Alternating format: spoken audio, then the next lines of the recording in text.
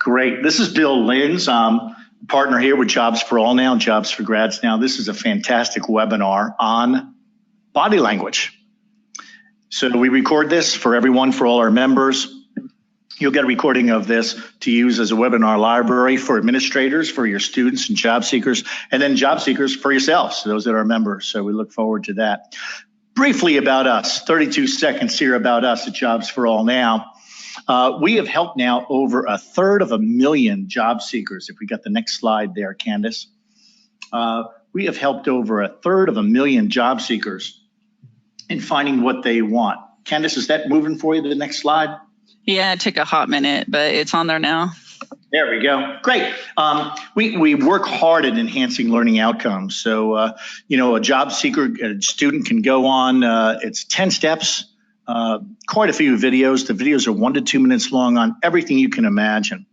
And it also helps for the administrator because they can see what videos the job seeker and student has been watching and really help them directly and make a difference in their lives. So we have been called the Swiss Army knife for career centers. We do more with less. We help you do more with less. It's 10 steps. As I said, we've been on ABC and CBS and all of that stuff. We work hard at taking the guesswork out of finding employment. How to reach the decision maker, not just HR. How to reach the person that says yes, and how to impress them so that they can want to hire you fast.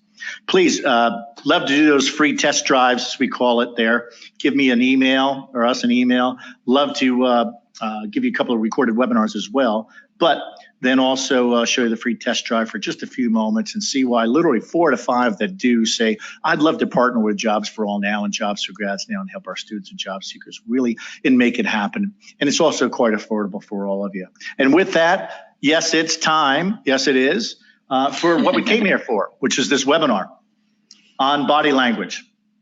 Body language. Well, we invest so much time on what we say, don't we?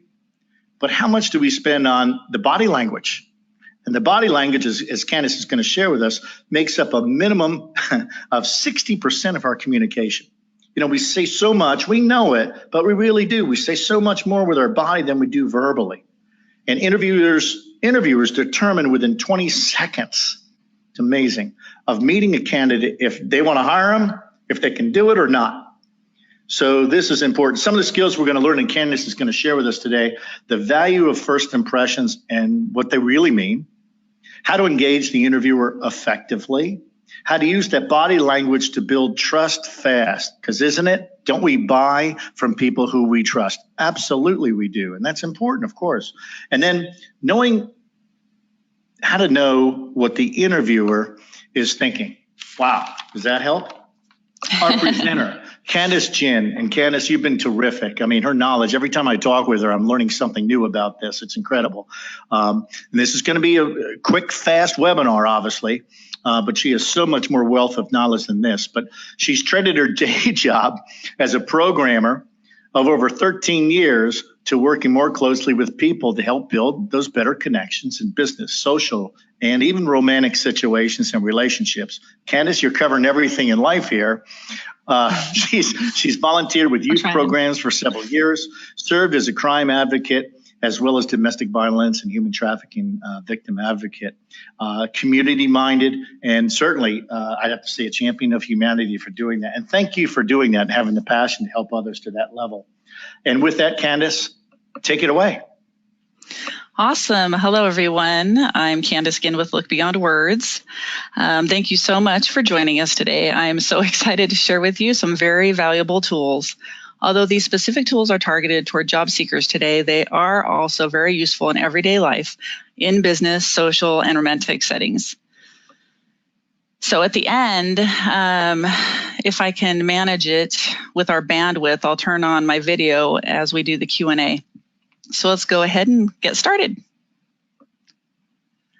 Studies have shown that about 60% of our communication is nonverbal at a minimum, which Bill was just talking about. So that means that verbal is about 40%, and that's on the high end. This is actually one of the lowest studies that we have found. Either way, we know that nonverbal is more important than we often give it credit for. The problem is when we go to interviews or pitch sessions, we very rarely think about how we want to say something, and we almost always focus on what it is we want to say. But it should be reversed. The majority of what we want to say actually comes out of our voice tone, facial expressions, and our body language. Mm-hmm. The first component is, of course, body language itself. This includes our body movements, our facial expressions, and additionally, micro expressions, which I will be touching on later. The second component is, of course, our voice tone. This includes, the volume that we speak in, whether it's really loud or really quiet. Also, how we use our voice, whether we use the question inflection at the end of a statement or not.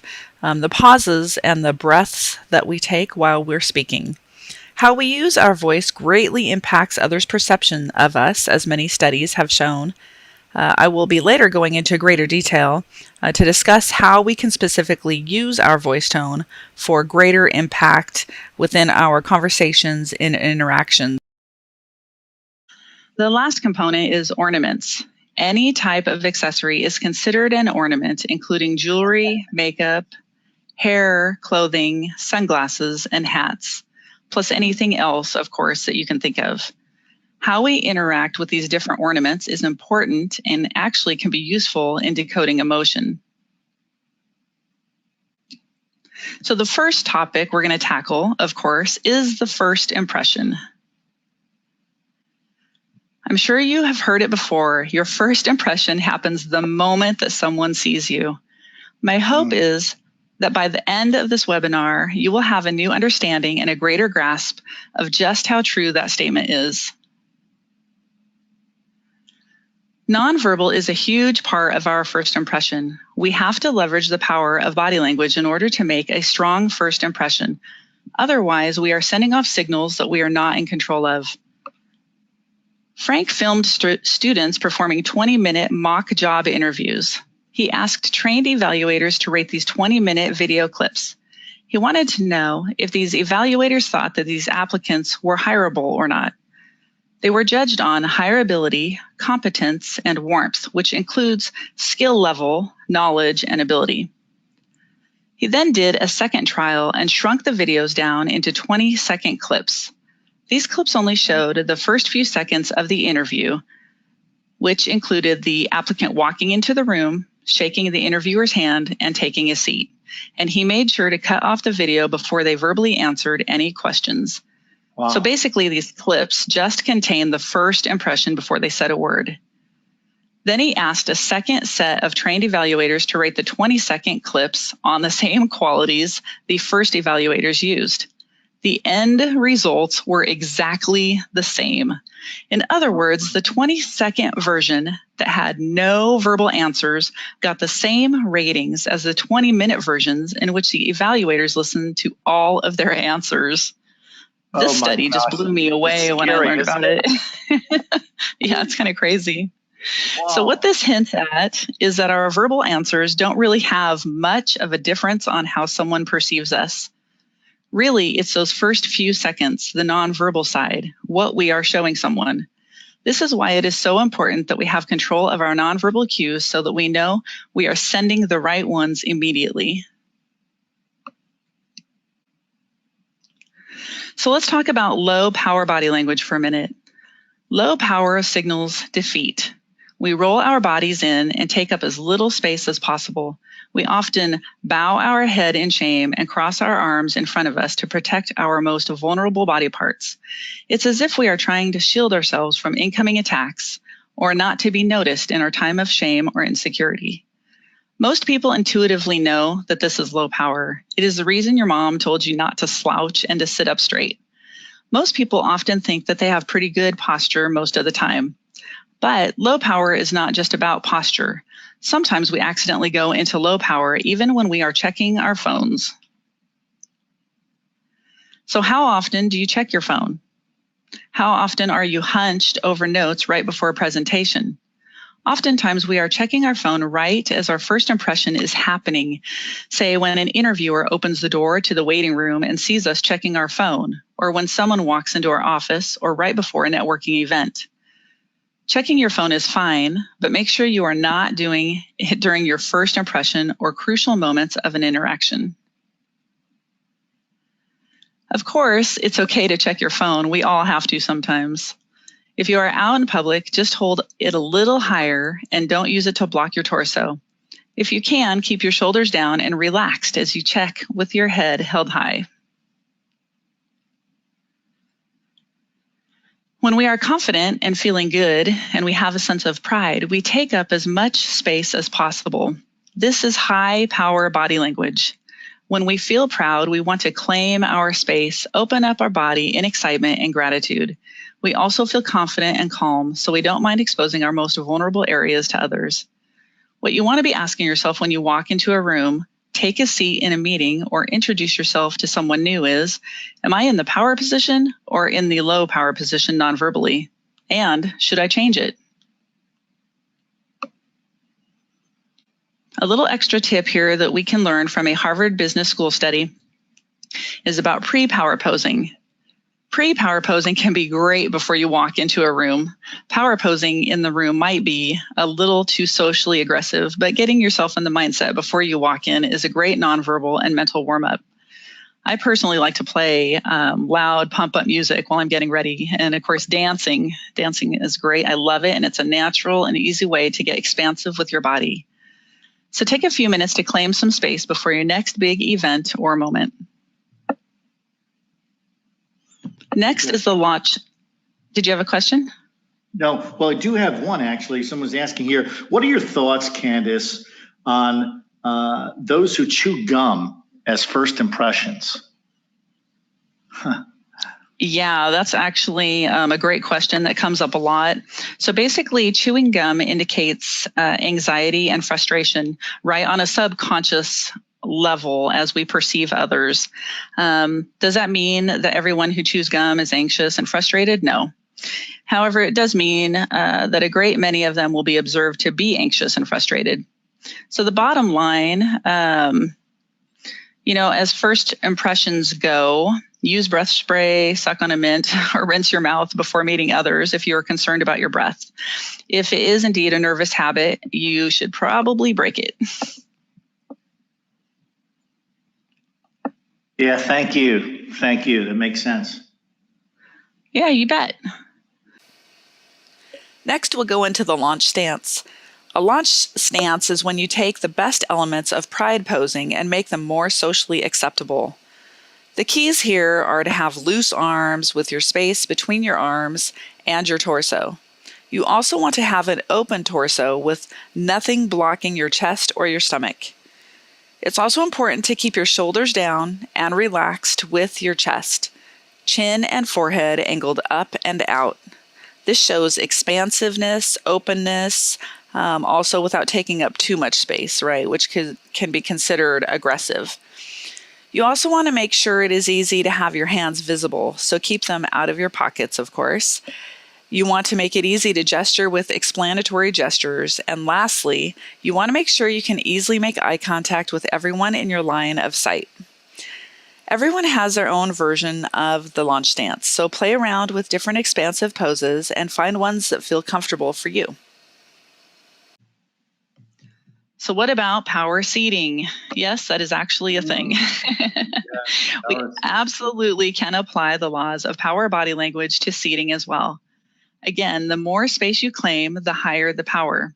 But this can be seen as a little socially aggressive. Putting your feet on the table or your hands out is very commanding, but not always the right thing to do, right? You also have to be careful not to take up too little space. Sometimes we can accidentally show defeat or low power by hunching in, tightly pressing our arms to our body, or shrinking down in our chairs. We recommend launch seating. Use a chair with armrests. Push your back against the back of the chair and make sure your chest and chin are angled up and out. On the slide, you can see that there is a power spectrum line on the bottom. Low power is on the left. Aggressive, extremely high power is on the right. And of course, in the middle is a sweet spot where you want to be. Makes sense. So here are some challenges that you can do to solidify power body language. Where do you fall on the power posing scale? Do you need to dial it up or down at all? Think about some ways that you can do this. Open up your calendar and look at what events, meetings, or interactions you have coming up where power posing might be useful. What can you do instead of checking your phone while waiting for an interview? I always try talking to the receptionist while waiting so we can bond and build a little bit of rapport. I also look at art on the walls or look at the view if the office has a window. This stops me from checking my phone and helps me naturally have expansive body language. Last, you can practice in a mirror at home to get more comfortable with power body language. Practice both standing and sitting.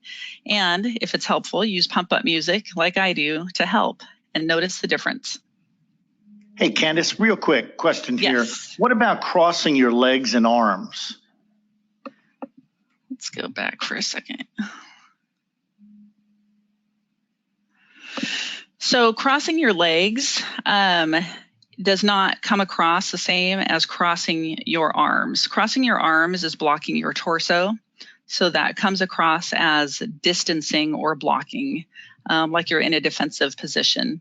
So as you can see in the middle of the slide, right, the sweet spot, she is crossing her legs. She still looks confident. Her upper body is still open and ready for whatever is coming her way. Mm-hmm. Does that answer the question? Yes, I think so. You're right. They are different. I guess I've been told, is this true that if you cross your arms, that's like saying I'm not listening to you? Is that? No? It can be seen as a lot of different things. It's considered a blocking gesture, which basically just means that you're kind of distancing yourself from people. You're not open to what other people are saying. And whether that's true or not, that's irrelevant as far as how people subconsciously perceive you doing that. Gosh. Real quick, and then we'll move on here, but I just think some of these questions are timely. Usually world leaders and historical figures who held power walk in stride with their arms clasped behind their backs. Anything to this? Yeah, I don't recommend it. As I'm sure as many of you have seen leaders do that. I was watching some video clips last night on YouTube with some politicians that were doing that. And as far as in America anyways, I won't speak to other countries, that doesn't really give off the impression that they're confident in who they are and what they're doing. Does that make sense? It does. I mean, it does. But I do. Okay. I see that question was right. I do see world leaders doing that. Yeah. Yes. And there are but there are cultural emblems, right? So most of body language is universal, but not all of it is. And so there are some slight differences between some cultures. And so you just want to be careful depending on, who your audience is. That's just a question someone had. So where we in America. Yeah, that's just a question someone had. Is all body language universal? Yeah. And I guess those world leaders, they should have just attended your classes more, I guess. Well, that depends where they're from, right? And who their audience is. I mean, in a different country, that may mean something very different than how we in America perceive it. One example of that, not with the arms behind their back, but I think it's in Bulgaria. Yeah, it's in Bulgaria where a head nod up and down actually means no, where in America it means yes. Oh my God. So wow. Context is really key when it comes to body language for sure. Knowing your individual you're conversing with. Yeah. Thank you. For sure. Definitely. Yeah, you bet. All right. So on to our second topic, which is building trust. Let's talk about trust indicators and nonverbal communication. So how can you indicate and encourage honest and truthful interactions with your body language? I think this is probably one of the most important things that we're going to talk about, because if you have trust in your relationships, you can build a stronger, deeper connection. Our hands are our trust indicators. Now, let me explain why this is true. Think back to our caveman days when we were cavemen and we were approached by other cavemen. The first place we wanted to look was their hands to see if they were carrying a weapon, a spear, or a stone. So our brains knew that we had to very quickly decide if someone was a friend or a foe. And we do that by looking at someone's hands. Now, even though we aren't often approached by someone with weapons, we still, as a survival mechanism, look at someone's hands to gauge if they are a friend or a foe very quickly. We're not even consciously aware that we are looking at someone's hands when we first meet or see them for the first time. Wow. So keeping our hands visible is very important. This is even more true for a lot of veterans whom I've talked with, including my husband. I know some who will actually flat out ask people to make their hands visible so that they feel safe. Wow. So when you have your hands visible and you walk into a room, when you are in a board meeting, people can trust you more. Their brain is able to say, this is a friend and not a foe. Boy, so many people, Candace, they have that I know of in boardrooms and executives, when I'll talk with them, they have their hands in their pockets. Right. Yeah, that's a pretty common thing for people to do. Honestly, it's a comfort for me. I feel more comfortable if I have my hands in my pockets, but obviously I do my best to keep them out and be aware of that, since we know what the truth behind that is. Very good. All right. So the power of touch, the fancy science word for touch is called haptics. Humans are wired for touch. In the first few moments of an interaction, we unintentionally and quickly scan the hands and face. There's a potentially awkward moment ahead. Do you shake hands? Do you hug? Do you give a kiss on both cheeks? Right? Wow. Haptics are incredibly powerful for building connection and trust. The reason for this is because when we have physical contact with another person, starting with the handshake, a special hormone is released, and this hormone is called oxytocin. So oxytocin is nicknamed the cuddle hormone, and that's because when we cuddle with someone, our brain surges with oxytocin. We just feel it flooding through our brains. So why is that important? Well, oxytocin is the chemical feeling of connection. This is how we can feel connected and bonded with someone, which builds trust. So when you shake someone's hand, you're actually giving them the exact chemical that they need to feel connected with you. And you in turn get a release of oxytocin, which is what you need to feel connected to them as well. That's amazing. I mean, that is amazing. I know, it's crazy. I love the science of body language. Everything just right there. Thank you. So now on to handshakes. As I mentioned, the handshake is a wonderful way to be able to show that you indicate trust and to build a fast connection. This study found that a good handshake is worth 3 hours of face-to-face time. Let's digest that for just a second. I mean, 3 hours of face-to-face time. That's incredible. That's how much connection and trust we get from a really good handshake. So why is this? You're probably thinking, well, that's kind of crazy, but here's why. First, we already talked about how when someone can see that you're not holding a weapon and they can see your hands, their brains relax. Second, of course, is the oxytocin that we discussed that is released when you do shake somebody's hand or have skin-to-skin contact. So let's talk about the art of a good handshake. There are 3 different principles that make a good handshake. So how do you give a perfect handshake? First, you want to always make sure that your handshake is dry. A sweaty palm typically turns people off, right? I always recommend carrying a drink wrapped in a napkin if you are able to. This allows you to dry your hand without being noticed, right, before shaking someone else's. Second, you want to keep your hand vertical.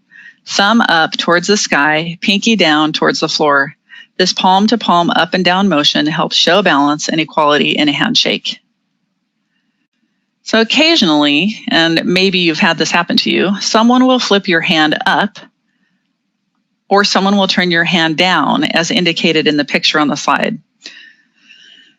that actually sends really strong subconscious cues about the nature of your relationship. Let me explain what I mean by this. Let's say that someone shakes your hand with your hand flipped up.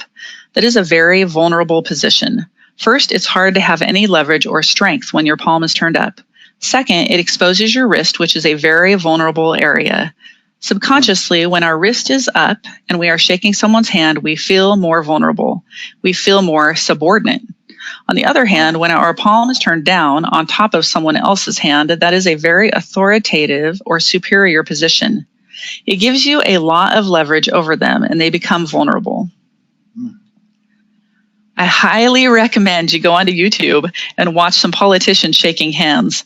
You'll notice that they both want to be the upper hand. So a lot of times they will do a double handshake, like in the picture, to try to be the authoritative one. Sometimes they even slightly fight it out with each other over to the one to have the double handshake on top. So I want you to watch for that next time you see a politician shaking hands. Also, a double handshake produces even more oxytocin as it causes more touch. Third, you might want to, well, you definitely want to match someone's firmness. Firmness is the hardest one to actually get right. You want to show someone that you are meeting with them where they are at, right? You never want to over squeeze or under squeeze. Ideally, squeeze someone's hand until you feel that you are both equal in firmness. So in the next few days, if you're with a friend or family member, you could practice and ask them what they think of your handshake. Is it too weak or too firm? It's great to get 2 or 3 people's feedback on that. This is actually one of my favorite examples of politicians seeking the upper hand in body language to assert authority. They aren't actually shaking hands in this video, but it's the same concept.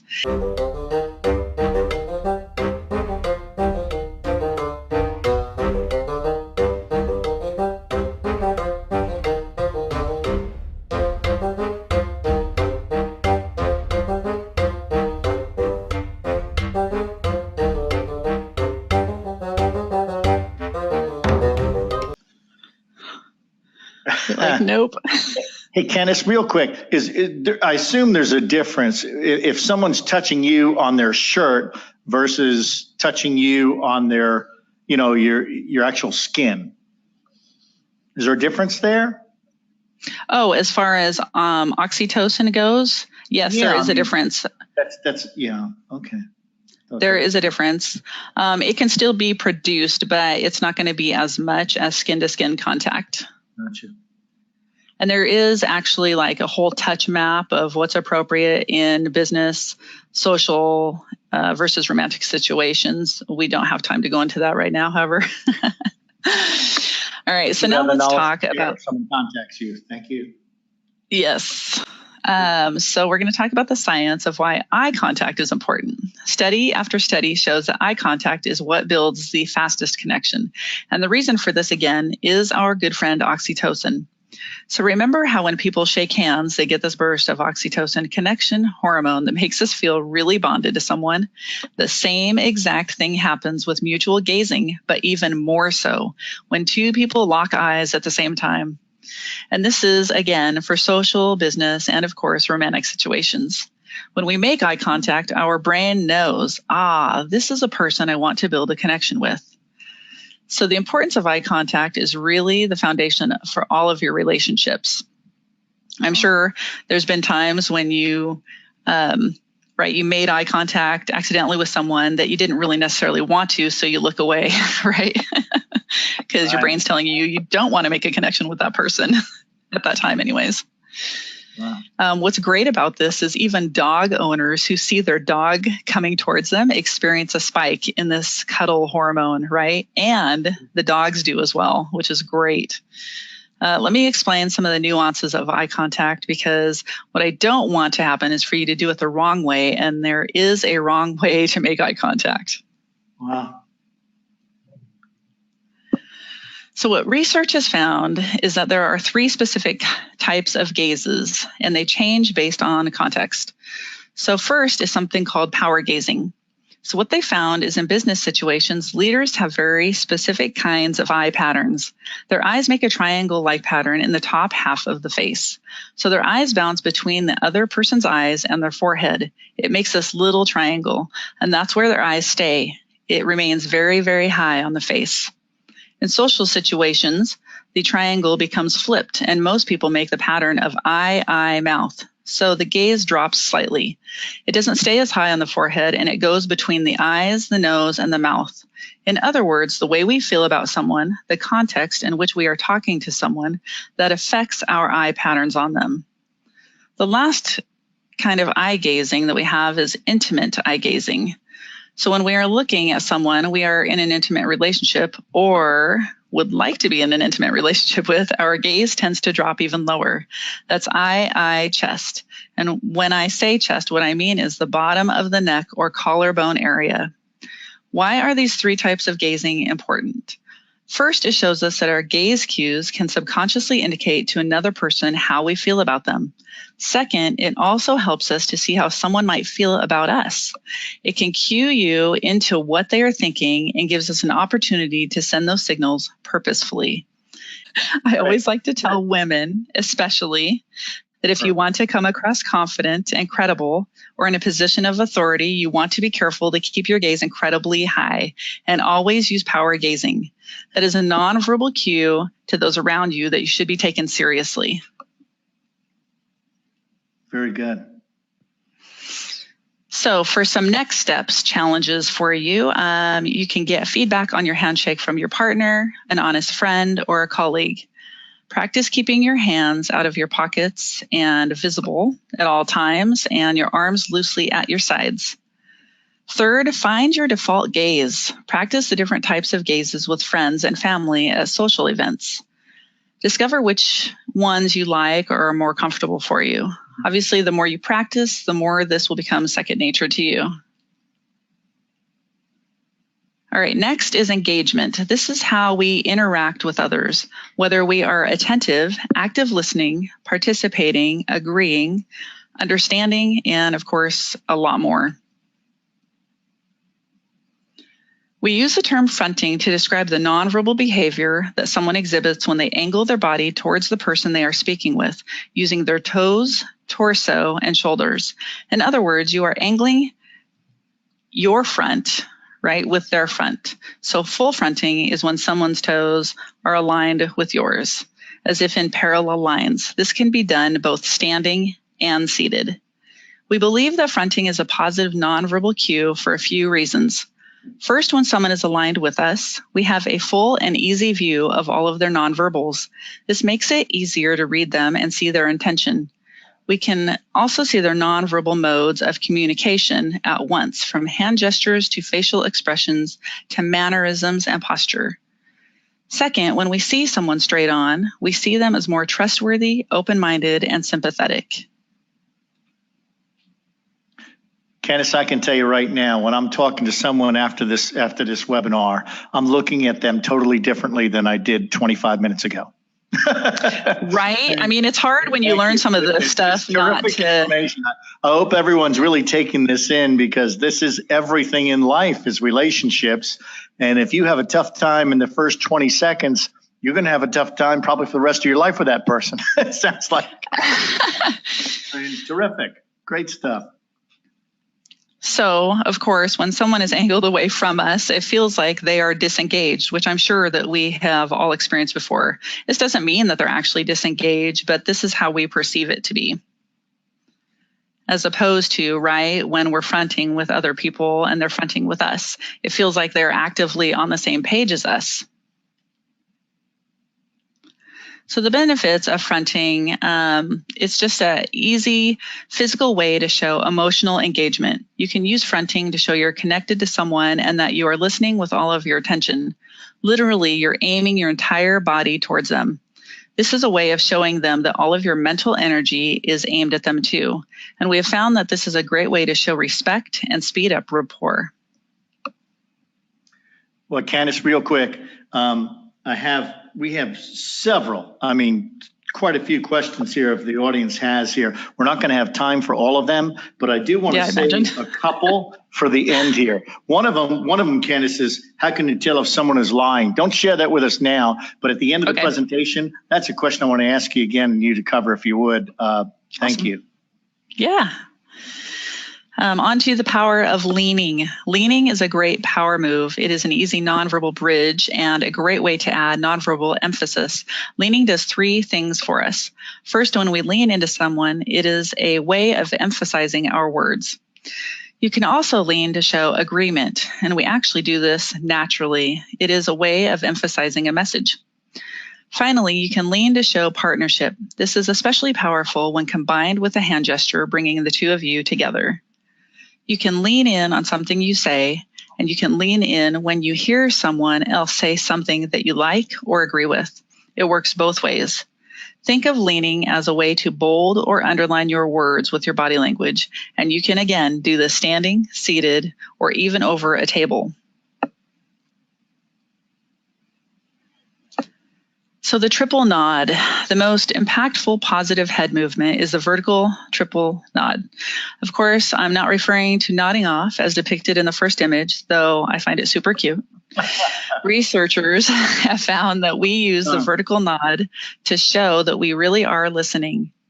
Nods also display affiliation and alignment. This is because a vertical nod is a nonverbal sign of yes or agreement. In this way, it is a great way to encourage someone and build rapport. One of the most powerful nods, again, is a slow triple nod. When you do it, you encourage your partner to keep talking. It is great for interviews, dates, and bonding sessions. Just be careful not to do the head nod too fast, or it implies impatience.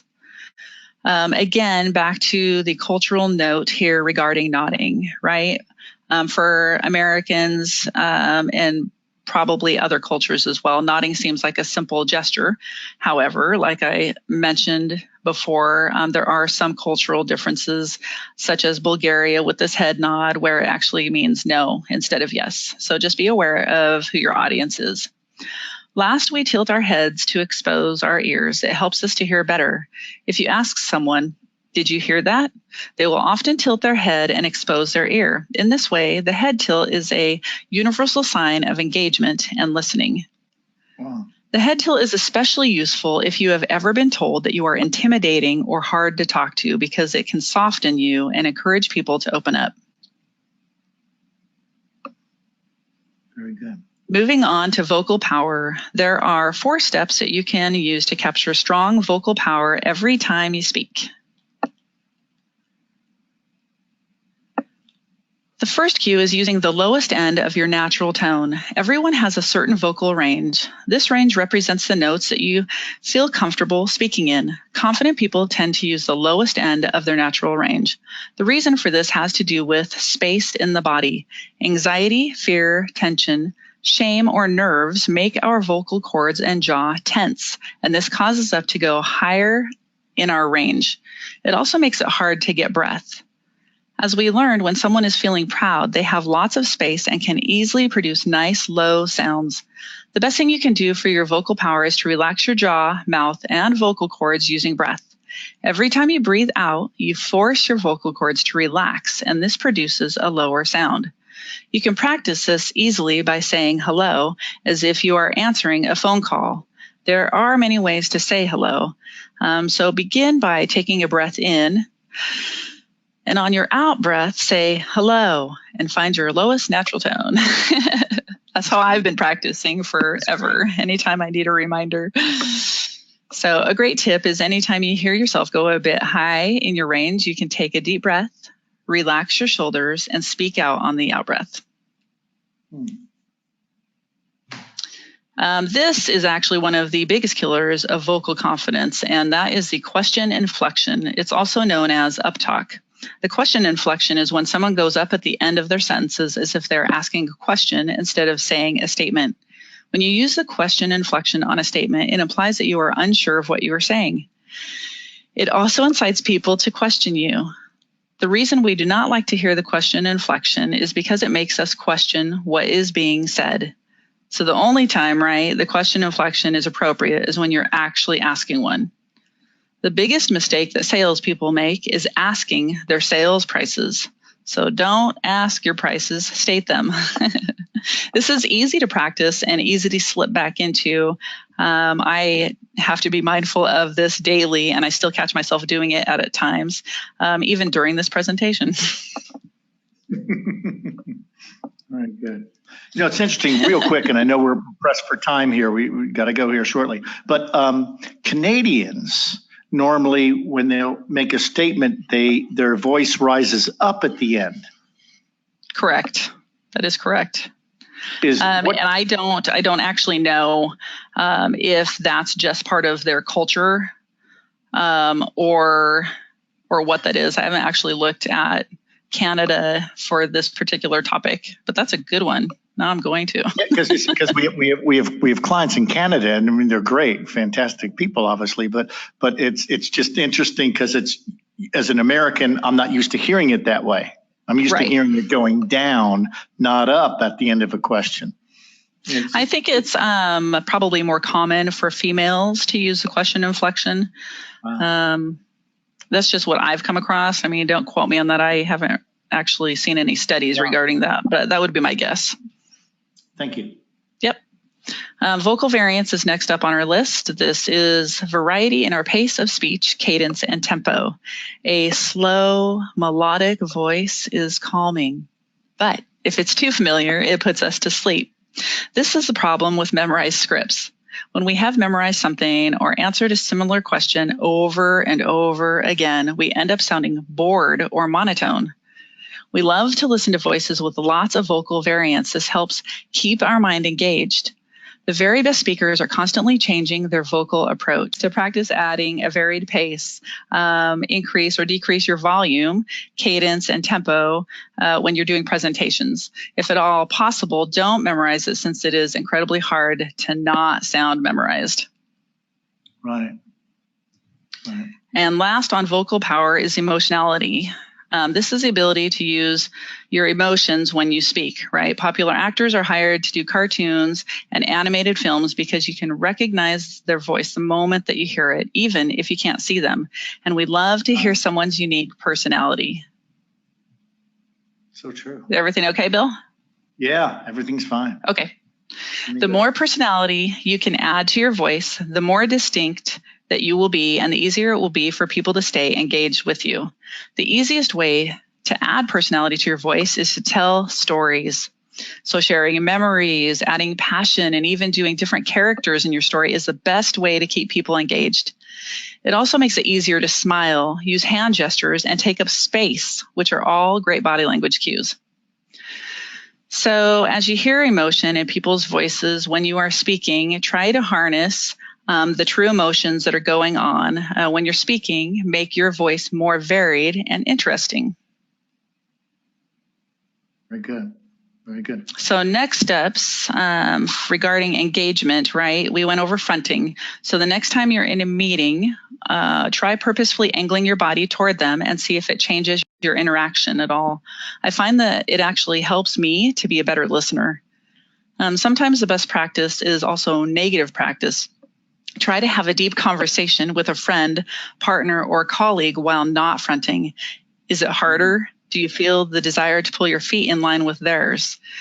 We like to be aligned non-verbally with people we like. And so now that I'm aware of this, when I do that, anti-fronting, so to speak, it feels so awkward. Third, check your profile picture and make sure that you are fronting with the camera. For a head tilt and nodding, which positive head move is your favorite? Try them all and pick the one that feels the most comfortable for you. Mm-hmm. Second, who in your life gives you the most head nods and head tilts? Start spotting them with people in your life. Wow. For leaning, you can practice leaning in conversation for agreement or emphasis. Two, make sure you practice both standing and sitting and find what is more comfortable for you. And vocal power, this is a great one. Do a phone self-diagnosis. Re-record your voicemail, then go back and listen to the recording. What do you hear? Do you use the lowest end of your tone? Do you like the way that you sound? Make sure you re-record with low tone, lots of power, and perhaps even a smile to lighten it up. Number 2, tell stories when you're with people. This is the best way to snap out of a vocal funk. Practice avoiding the question inflection, of course, when you're with friends and family. Awareness definitely makes it possible. Practice makes it more permanent, of course. Great. How are we doing? We're on the last topic, Bill. Candace, well, we got like about a minute. There's so much stuff. It's been so great. There's so much stuff that we have. This is, as I said, this is how people make decisions. We spend so much in Jobs for All now, Jobs for Grads now in our videos, Candace, and we all do, on how to handle. Tell me a little bit about yourself. What are your strengths and weaknesses? Why should I hire you? And they're all important responses. However, how you look when you're doing it is everything. And that's what that's what you're showing us. So please give us an extra 2 or 3 minutes. And then I do have those 2 great questions. Why is someone lying? And how do you know? Those are just fantastic questions that the audience asked. And then we're about out of here in 7 minutes. Thanks. All right, sweet. So really quick, the last topic on our list was decoding. Basically being able to know what the interviewer is thinking, right? One necessary tool for decoding nonverbal behavior is understanding and recognizing microexpressions. And let me just go ahead and put out a disclaimer there that there is no possible way to know 100% what someone is thinking. I do not teach mind reading, although that would be cool if that were a thing. Right. A microexpression is a brief, involuntary facial expression that is made when we feel an intense emotion. They were discovered by Dr. Paul Ekman, a pioneer in the field of facial expressions. So there are 7 that are universal. So that means that regardless of race, gender, culture, geographic location, and upbringing, everyone on earth makes these same 7 expressions when feeling the emotions associated with them. These are anger, contempt, genuine happiness, sadness, fear, disgust, and surprise. Microexpressions happen within 1/25th of a second. Very fast and difficult to notice without training. The other topics that go along with decoding other people is micronegatives, right? This includes distancing, leaning back, stepping back, tilting backwards, anything that's away from what's in front of them. Next is comfort gestures, right? Rub our arms, play with our hair, you're wringing your hands, even cracking knuckles. Fidgeting, definitely a distractor. And then, of course, we talked earlier about some blocking gestures, right? Your arms are crossed.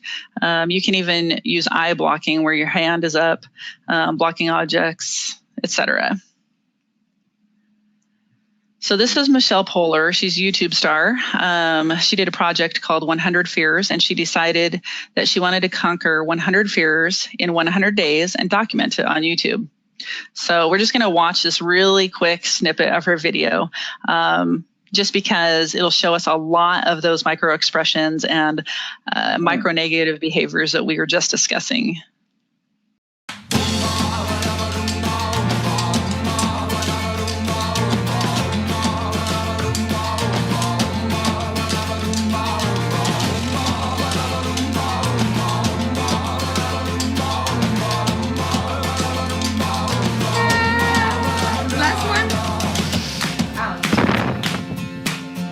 Okay, so as we're wrapping up, think about what you've learned today and what is the most interesting nonverbal tool that you learned. We went over first impressions, building trust, engagement, interacting with others, and decoding. So take a minute, look at the possibilities, and pick one. You may need to have one chosen at the very end. Hint, hint, hint. But I got to move on real quick, so hopefully you got it. Last and next steps, do a digital first impression. Take a look at your online photos, your profile, email signatures, and avatars, and determine what messages they are sending.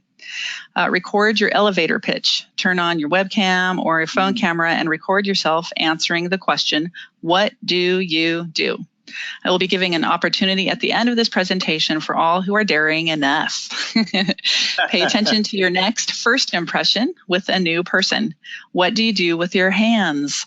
Your eye contact, your handshake. Do you think it's strong or weak? The easiest way to adapt these new tools to everyday life is to tackle one skill at a time. Remember, learning doesn't stop here. This is a simple overview, believe it or not, and there is more to be gained in learning how to fully use 100% of your communication ability. Additionally, you can take a free quiz and test your body language skills at scienceofpeople.com/quiz. This is where I received my certification for body language training from Science of People. They are a human behavior lab out of Portland, Oregon, and they have the largest database of studies on the subject. Wow. Finally, I always want to make sure to tell people, please use your powers for good and not for evil. These actually are powerful tools. So be true to how you use them. Boy, that's so great. I mean, it's so true. I mean, you can control, and that's a negative term, but you can control people doing this, can't you? I mean, you really can. It's possible to manipulate, right? And that's what we want to move away from. We want it to be a positive experience and actually build connection. I mean, that's my purpose in training anyways. So we are at the end. As a bonus, I'm gifting you a free analysis for everybody who's watching of your elevator pitch. All you have to do is email me or contact me through my website answering the question about the most interesting thing that you learned today. And then I will send you instructions on how to record your elevator pitch. That's it. Please complete the feedback form. Thank you so much. Candace, we don't have much time, but I do have Yes. One question which I shared, we asked, we have several, and those individuals that we didn't have a chance to get to, please ask away and ask Candace. There's her information, how to reach her or us, whichever. But how can you tell if someone's lying? Yeah, I do get that question a lot. Human lie detection is definitely a science and a very specific art. There is no one fits all for everyone's, right? There's no Pinocchio's nose to clearly let you know if someone is lying.